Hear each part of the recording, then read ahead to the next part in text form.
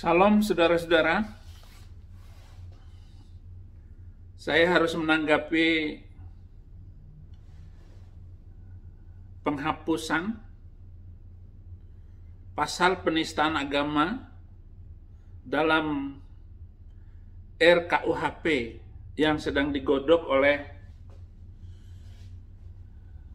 anggota DPR.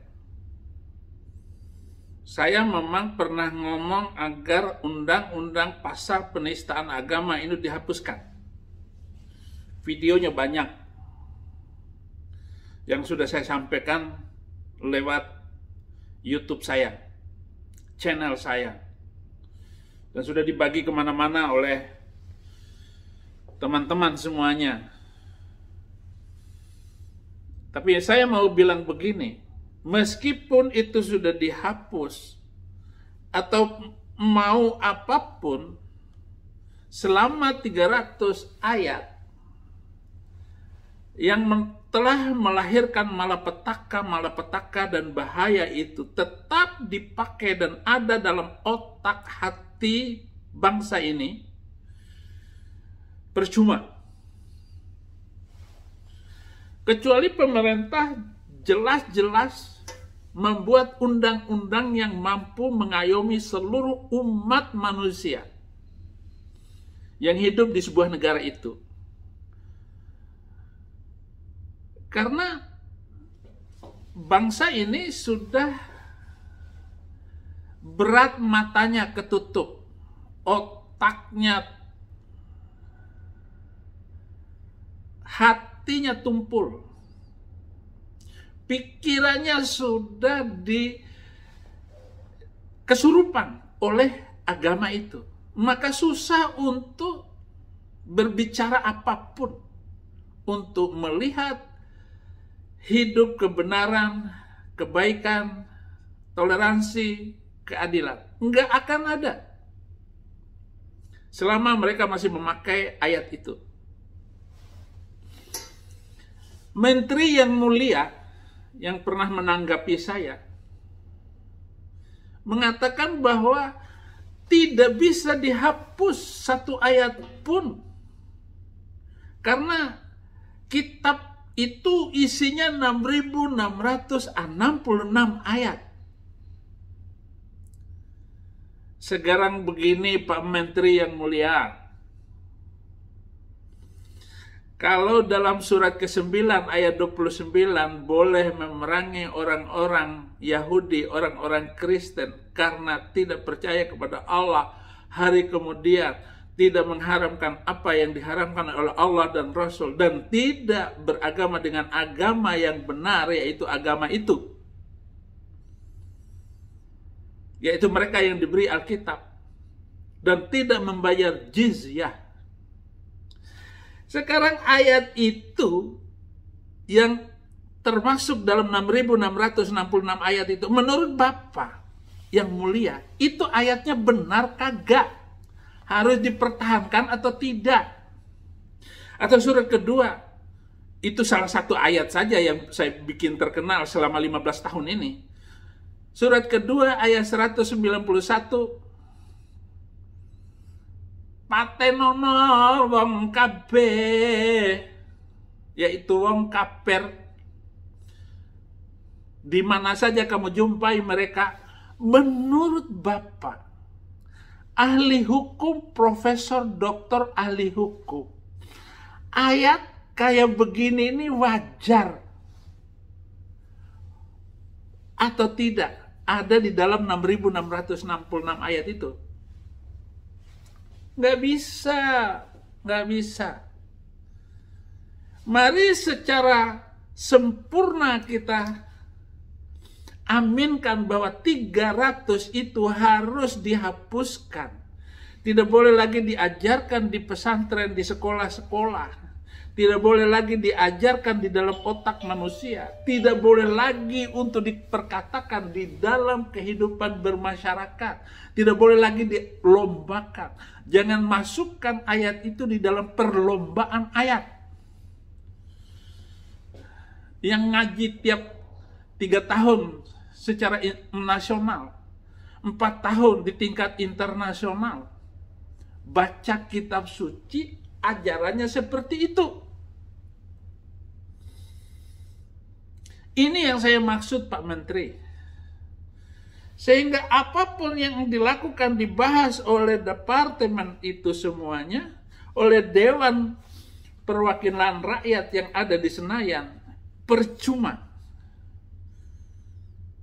Apalagi katanya masih ada di dalam RKUHP itu di pasal 301, 302-nya itu. Untuk melindungi agama. Pak Presiden, agama nggak perlu diatur. Biarkan saja mereka ribut seperti itu. Yang penting jangan melakukan, merusak tempat ibadah, itu sudah kriminal. Memukul orang, mukul orang aja, itu sudah masuk penjara. Bikin seperti itu undang-undangnya. Dan orang pasti takut semuanya. Nggak usah diatur. Cukuplah pasal 29 UUD 45 itu. Bebas, merdeka, agama apa saja. Jangan lagi dibuat yang lain. Jangan lagi disempitkan, diaturkan. Orang mau pindah agama, Islam, Kristen Islam, Kristen Hindu, Kristen Buddha, terserah. Itu kan suka-suka hati orang. Jangan dibatasi.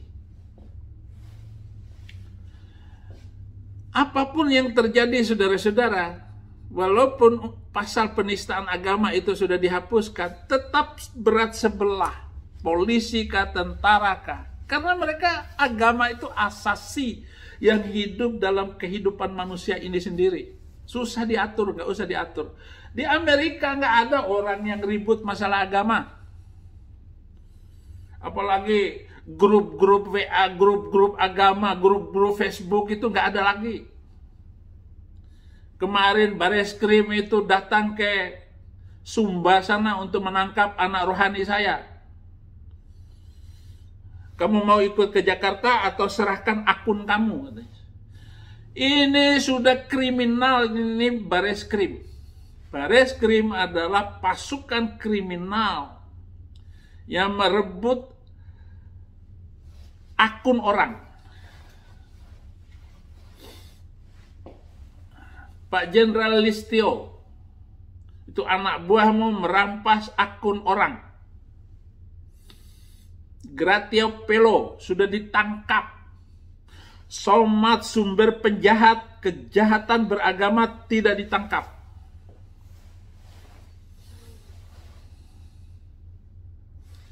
Gurunda yang ada di nggak ditangkap itu, HMC, Gustam, semua dari Muslim yang mu'alaf itu, channel-channelnya dibiarkan, tetapi orang Kristen ditangkap. Apa maksudnya Bareskrim? Polisi macam apa Anda itu? Kau menjadi polisi agama? Lihat, kitab suci itulah yang menjadi biang kerok segala kejahatan atas nama agama di Indonesia. Toa masjid itu tutup, jangan bunyi lagi. Orang mau sholat, mau apa, biarin. Masyarakat saja yang menghukum mereka seperti itu.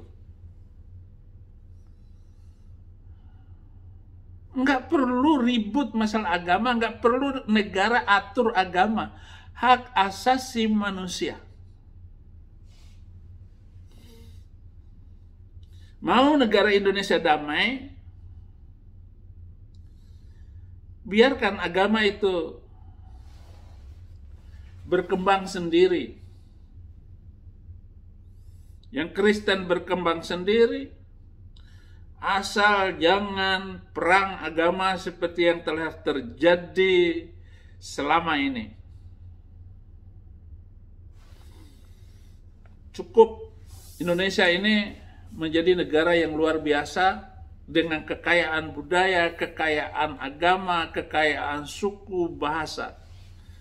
Ini sudah negara yang luar biasa kalau pemerintahnya punya hati, punya otak. Pemimpin-pemimpinnya, polisi-polisinya, tentara-tentaranya tidak ribut masalah agama. Lu jengkang-jengking sampai jidatmu hitam terserah. Lu kagak sholat ngaku Islam ndak apa-apa. Silakan. Dan jangan mempengaruhi orang beragama lain untuk masuk agama kamu.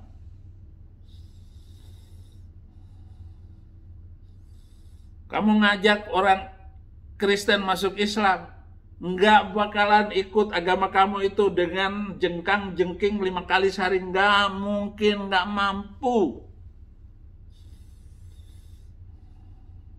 Sudahlah, jangan jadikan agama ini politik identitas yang dilakukan seperti Anies itu. Lu sendiri kagak sholat, naik haji jadi kagak loh. Bagaimana kita mengikuti anjuran ajaran kayak begitu? Nggak bakal mampu. Itulah sebabnya saya mengajak semua orang untuk tidak perlu lagi mengikuti agama yang hanya menguntungkan Arab.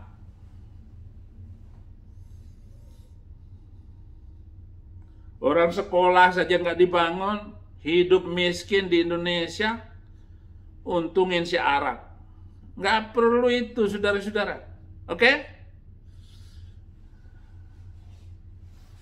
Saya mau agar penghapusan pasal penistaan agama ini, kalau berlaku 3 tahun yang akan datang, itu terlalu lama. Terlalu lama. Stop, hapus, hapus. Gak usah banyak ngomong lagi. Karena pelaksanaan hukum itu tetap memakai agama, hakimnya, ada mafia, jaksanya mafia, polisi mafia, semua mafia di dalam sistem peradilan bangsa Indonesia. Teroris baru dilepas ngebom. Umar Patek lepas ngebom. Karena itu keyakinannya.